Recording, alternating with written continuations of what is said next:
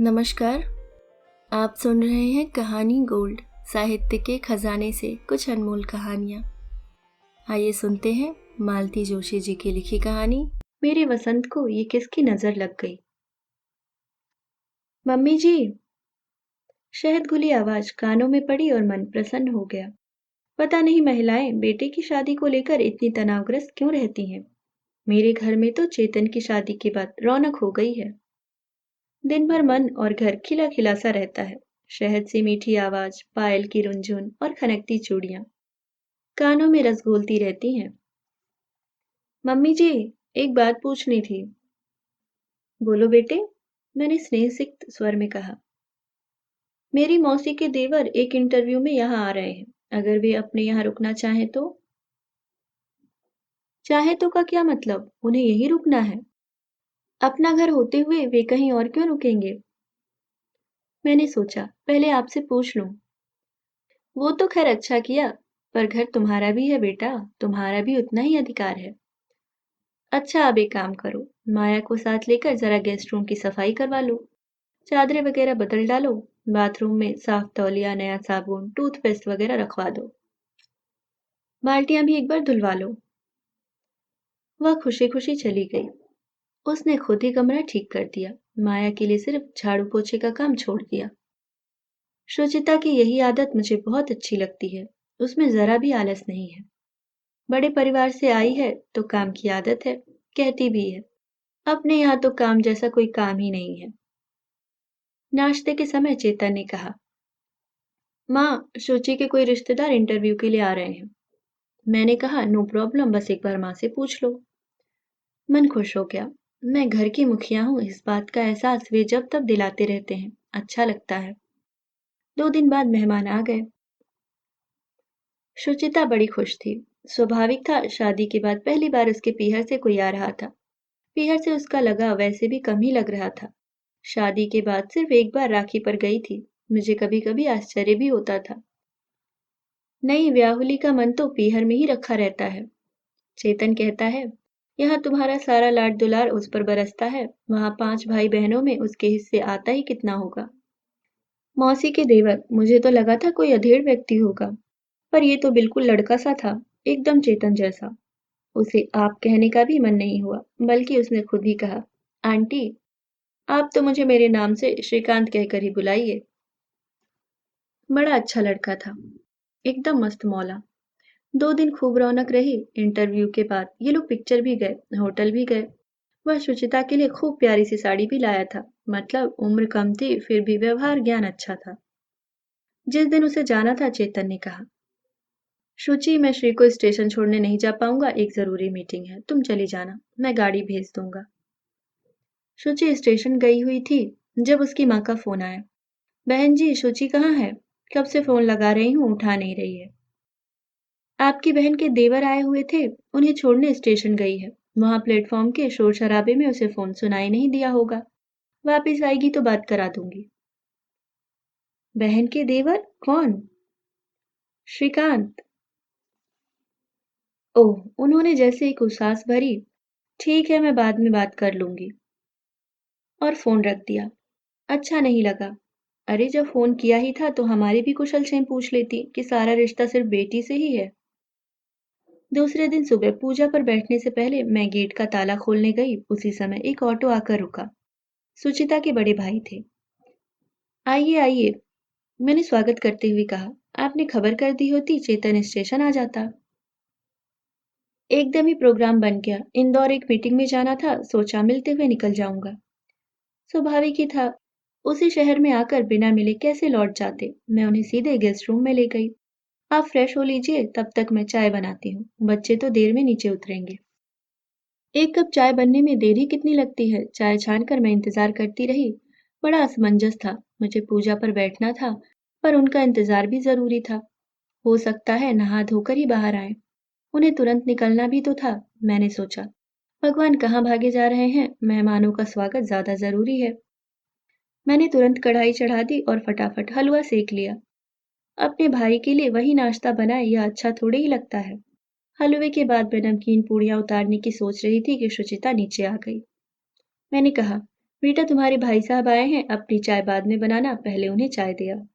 और चेतन से कहना जल्दी तैयार होकर आ जाए, वे शायद तुरंत ही निकलने वाले हैं। मेरी बात पूरी होने से पहले ही वह गेस्ट रूम में चली गई थी। चाय वहीं छूट गई थी। मैंने सोचा मैं ही दे आती हूँ, क्या फर्क पड़ता है। दरवाजा बंद था। भीतर से सुचिता की तल्ख आवाज आ रही थी। ये मेरा घर है, यहाँ कौन आएगा यह मैं तय करूंगी। यहाँ आपकी तानाशाही नहीं चलेगी। चुपचाप वहां से लौट आई। विश्वास ही नहीं हुआ कि यह सुचिता की आवाज है। फिर किचन उसके भरोसे छोड़कर मैं पूजा करने चली गई। बाहर की आवाजें कानों से टकराती रहीं। कुछ देर बाद चेतन नीचे आया। तीनों ने नाश्ता किया। फिर उसके भाई ने पूजा घर के दरवाजे पर खड़े होकर कहा, माताजी प्रणाम करता हूँ, मैं निकल रहा हूँ। अच्छा बेटा, अगली बार आओ तो बहुरानी को भी साथ लाना। माँ मैं भाई साहब के साथ ही निकल रहा हूँ, उन्हें टैक्सी में बिठाकर ऑफिस निकल जाऊंगा, चेतन ने कहा। उसके बाद ही मेरा पूजा में मन लग सका। 1 डेढ़ घंटे बाद जब मैं बाहर आई देखा सुचिता पत्थर की मूर्ति से डाइनिंग चेयर पर बैठी है। उसका चेहरा अजीब सा हो रहा था। उसी अजीब सी आवाज में उसने मुझसे कहा, आपने चुगली की थी। हे भगवान, इस उम्र में यह भी सुनना था। श्री के आने की बात आगरा कैसे पहुंची? उसने कठोर स्वर में पूछा, जैसे मुझे क्रॉस एग्जामिन कर रही हो। तुम्हें बताया नहीं था कि कल तुम्हारी माँ का फोन आया था। तुम मोबाइल नहीं उठा रही थी, इसलिए उन्होंने लैंडलाइन पर किया था। उन्होंने पूछा तो मैंने बताया कि मेहमान को छोड़ने स्टेशन गई है। उन्होंने नाम पूछा तो मैंने बता दिया। इसमें चुगली कैसे हो गई? अनजाने ही मेरी आवाज भी थोड़ी सख्त हो आई थी। सॉरी, उसने कहा और कमरे में चली गई। बाद में फुर्सत से बैठकर मैं इस बात के कार्य कारण भाव पर विचार करती रही। श्रीकांत का नाम सुनते ही उसकी माँ क्यों अचानक चुप हो जाना, उसके भाई का तुरंत फुरंत यहाँ चले आना, सुचिता का भाई से बदतमीजी से पेश आना और अंत में मुझ पर ये चुगली का आरोप। यह सब क्या है? कौन है यह श्रीकांत? उसके यहाँ आने से ये लोग खफा क्यों हैं? मन हुआ चेतन से अकेले में बात करूं, पर शाम को रोज की तरह घूमने जाते हुए वे वैसे ही खुश नजर आ रहे थे। उनकी खुशी में खलल डालने का मन नहीं हुआ। हो सकता है मैं ही ज्यादा सेंसिटिव हो गई हूँ, मेरी कल्पना जरूरत से ज्यादा काम कर रही है। अगले 8-10 दिन सामान्य से गुजरे। मैं वह बात मन से निकालने का भरसक प्रयास करती रही। फिर एक दिन उसने पूछा, मम्मी जी मैं कंप्यूटर क्लास ज्वाइन कर लूं? घर में बैठे बैठे बोर हो जाती हूँ। मना करने का कोई सवाल ही नहीं था। चेतन सचमुच बहुत बिजी रहता है और महीने में 10-12 दिन तो उसका टूर ही लगा रहता है। वह सचमुच बोर हो रही होगी। जब घर में बच्चे आ जाएंगे तो समय का पता ही नहीं चलेगा, पर इस समय तो दिन पहाड़ सा लगता होगा। फिर एक दिन उसने पूछा, मम्मी जी मैं ड्राइविंग सीख लूं? ये घर पर नहीं रहते तो गाड़ी बेकार खड़ी रहती है। उसका कहना ठीक ही था। चेतन की अनुपस्थिति में गाड़ी सचमुच बेकार पड़ी रहती है। सुचिता को कहीं जाना भी होता है तो मैं ऑटो बुलवा देती हूँ। जवान जहान बहू को ड्राइवर के साथ अकेले भेजते डर लगता है। ड्राइविंग के लिए भी मैंने कह दिया कि या तो चेतन से सीखो या ट्रेनिंग स्कूल ज्वाइन कर लो। उसने ट्रेनिंग स्कूल को ही तरजीह दी। बोली, आपके बेटे में जरा भी पेशेंस नहीं है, इतना चिल्लाते हैं कि एक्सीडेंट ना हो तो हो जाए। एक बार हमेशा की तरह चेतन टूर पर था। उसके दोस्त प्रवीण का फोन आया, आंटी चेतन कहाँ है? कानपुर गया है, परसों लौटेगा। भाभी तो होंगी, उनसे बात करवा दीजिए। भाभी तो सहेलियों के साथ पिक्चर गई हैं। इतनी जल्दी भाभी ने यहाँ सहेलियां भी बना ली? इतनी जल्दी कैसे, शादी को पूरे 6 महीने हो गए हैं। प्रवीर थोड़ी देर चुप रहा, फिर धीरे से बोला, दरअसल भाभी को मैंने सीहोर में देखा था, इसलिए पूछ रहा था। मुझे अच्छा नहीं लगा। प्रवीर का इस तरह मेरी बहू के बारे में पता साजी करना एक अनाधिकार चेष्टा थी। इसलिए मैंने बड़े ही लापरवाह अंदाज में कहा, लड़कियां हैं, उनका कब क्या मूड हो जाए पता नहीं चलता। सुचिता ने मेरे पूछने पर ठीक इसी लापरवाह अंदाज में जवाब दिया था। हम लोगों का एन वक्त पर प्लान चेंज हो गया। सीहोर में एक खूब सुंदर पिक्चर हॉल बना है, वहीं चले गए। एक बार प्रवीण ने उसे पेट्रोल पंप पर भी देखा। गाड़ी अपनी थी पर चलाने वाला कोई और था। उस दिन भी मैंने उसे ज्यादा बढ़ावा नहीं दिया।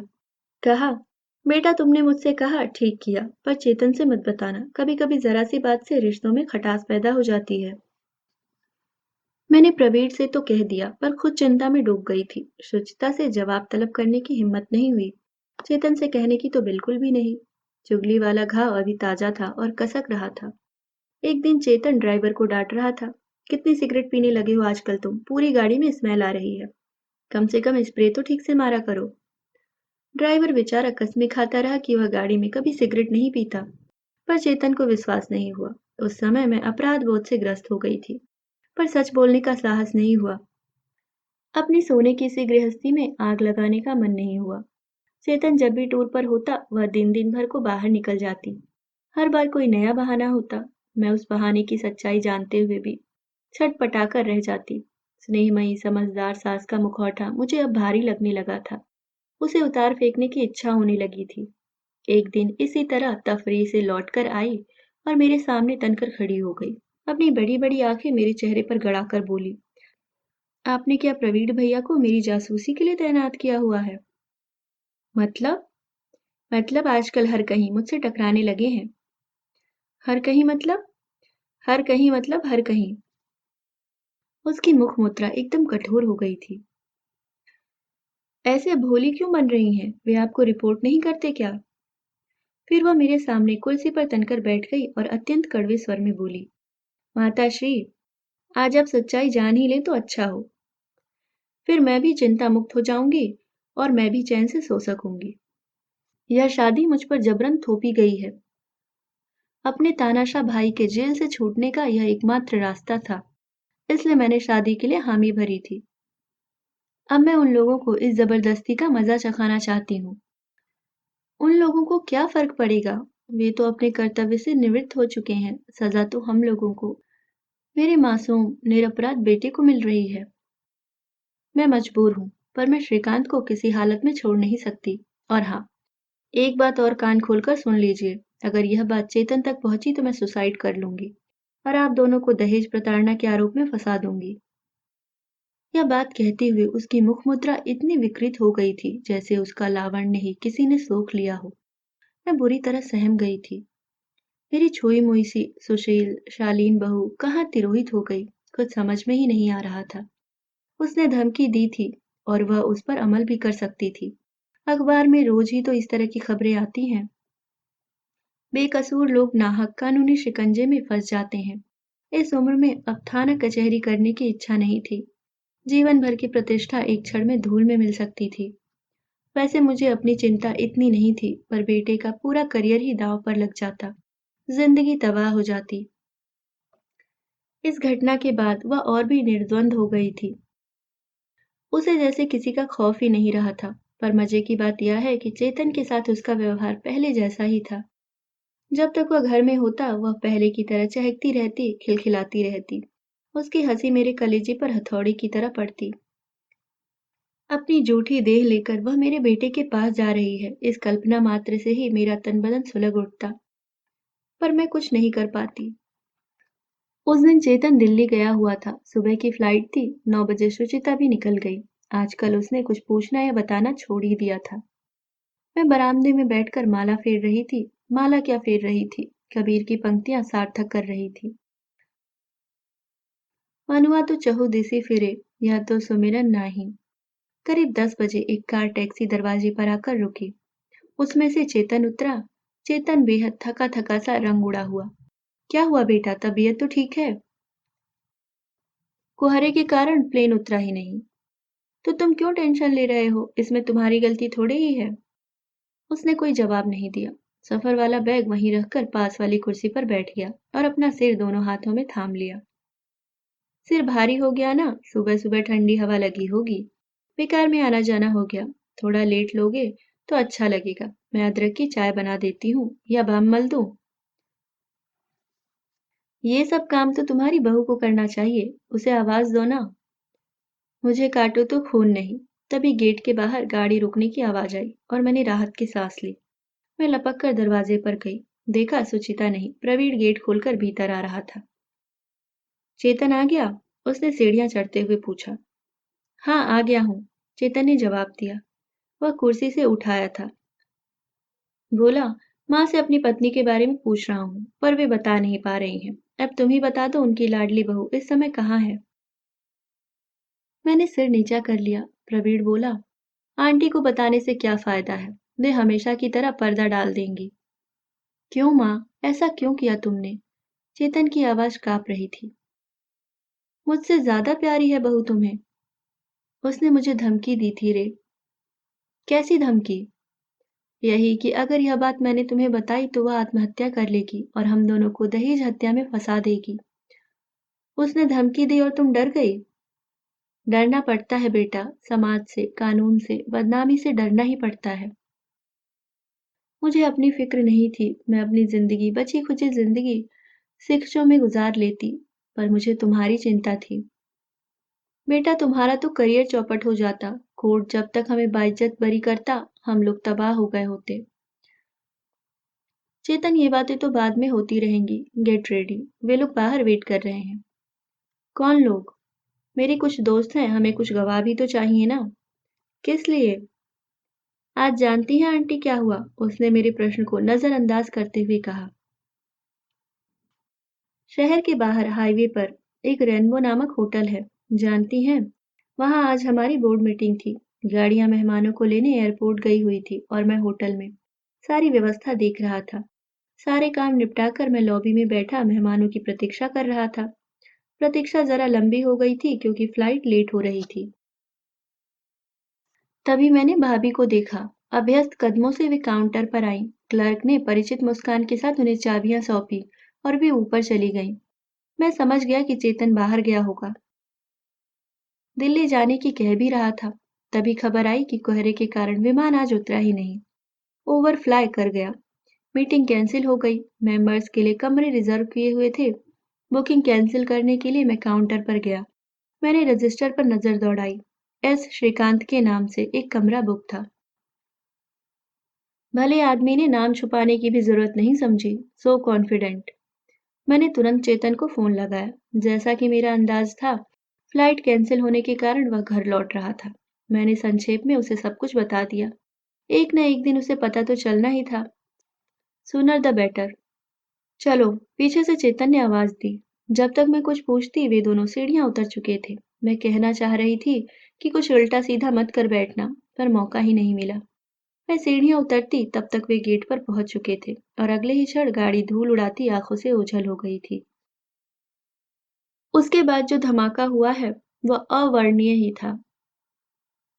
चेतन, प्रवीण और उसके कुछ वर्दीधारी साथियों ने होटल पर धावा बोला था।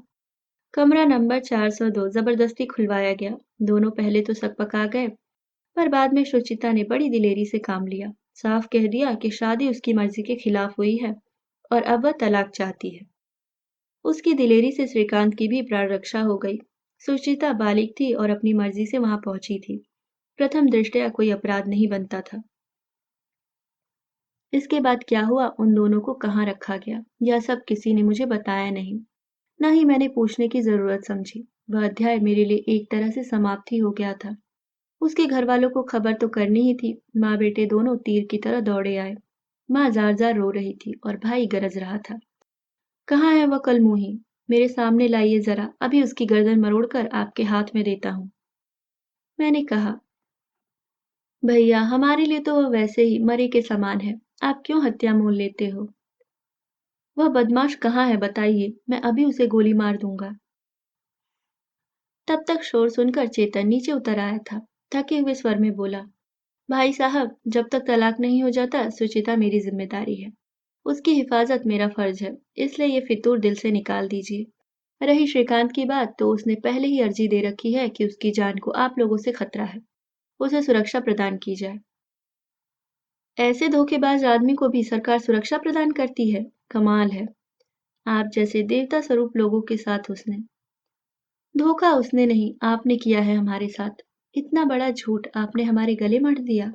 अब मेरा अभागा बेटा जिंदगी भर इस अभिशाप को ढोता रहेगा। मेरी बात से उनका गर्जन तर्जन थम गया और थोड़ी देर बाद वे लोग लुटे पीटे से चले गए। मैंने राहत की सांस ली। प्रवीण से शायद उनका गेट पर ही सामना हो गया था, क्योंकि आते ही बोला, ये भाभी के भाई साहब थे ना, शादी में देखा था। यहाँ किस लिए आए थे? बेटी का स्यापा करने? तभी ना चेहरे इतने उतरे हुए थे। आंटी, वी आर लकी कि आज बाजी अपने हाथ में है, नहीं तो इनके तेवर दूसरे होते। हमारे लक के क्या कहने, वाह। सच कह रहा हूँ आंटी, हम लोगों को बहुत सस्ते में छुटकारा मिल गया। We are really lucky. नहीं तो ये तलाक के मुकदमे खून निचोड़ लेते हैं। उसने चेतन की पीठ पर धौल जमाते हुए कहा। Cheer up my boy. जो हुआ उसे भूल जाओ, जो नहीं हुआ उसके लिए ईश्वर को धन्यवाद दो। कुछ भी हो सकता था। प्रवीण, मुझे तो विश्वास ही नहीं होता रे कि ये वही लड़की है जिसने मेरे घर आंगन को खुशियों से भर दिया था। कभी लगा ही नहीं कि यह शादी उसकी मर्जी के खिलाफ हुई है। वे 6 महीने मेरी जिंदगी के सबसे सुनहरे दिन थे। वह सब नाटक था आंटी। आप लोगों का विश्वास जीतने की साजिश थी। एकदम ही बगावत पर उतर आती तो काम कैसे चलता। आप लोगों की भलमन साहत को खूब जांच परखने के बाद ही उन्होंने अपना असली रंग दिखाया। अब क्या होगा? जो भी होगा हमारे पक्ष में ही होगा। अच्छा, अब चलता हूँ। सुबह तैयार रहना। उसने चेतन की पीठ थपथपाते हुए कहा। वकील के यहाँ जाना है। प्रवीण के जाने के बाद वहां कितनी देर मौन पसरा रहा। चेतन उसी तरह दोनों हाथों में सिर दिए बैठा रहा। आखिर मुझसे नहीं रहा गया। उसके सिर पर हाथ फेरते हुए मैंने कहा, अब सोचना छोड़ दो बेटा। सुना नहीं प्रवीण ने क्या कहा? हम लोगों को छुटकारा मिल गया है, वह भी आसानी से। मैंने छुटकारा कब चाहा था माँ। उसका वह कातर स्वर मेरे कलेजे को चीरता चला गया। बेटा, इतना सब होने के बाद भी। हाँ माँ, मैं उसका तिरस्कार नहीं कर पा रहा हूँ। न मुझे उससे नफरत हो रही है, न उस पर क्रोध आ रहा है, क्योंकि नाटक उसने किया था, मैंने नहीं। मैंने तो जी जान से उसे चाहा था, सच्चे मन से प्यार किया था। बाहर पतझड़ की हवा चल रही थी, साए साए ध्वनि कर रही थी। वैसी ही धूल भरी आंधी भीतर भी चल रही थी, मेरे घर में, मेरे अंतर में और चेतना की सोनी आंखों में। मेरी वसंत को ये किसकी नजर लग गई।